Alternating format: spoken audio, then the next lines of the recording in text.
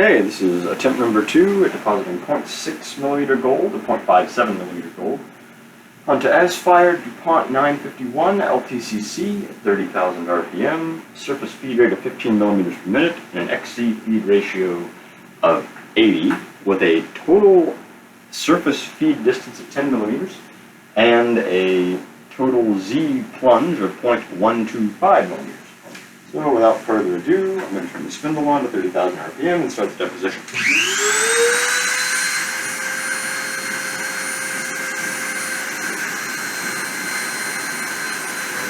Contact.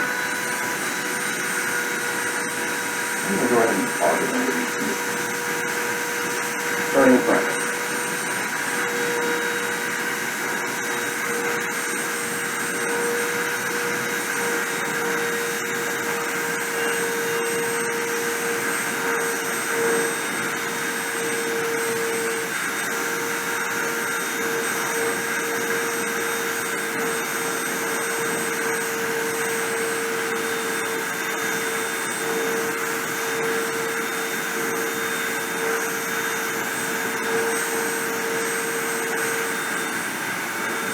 Better, much better.